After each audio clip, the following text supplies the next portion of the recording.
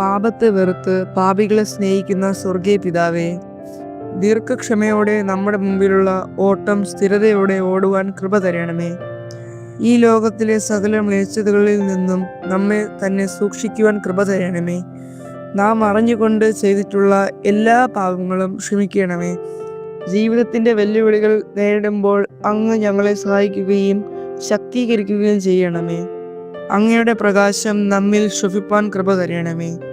യേശുവിൻ നാമത്തിൽ പ്രാർത്ഥന കേൾക്കണമേ. ആമീൻ.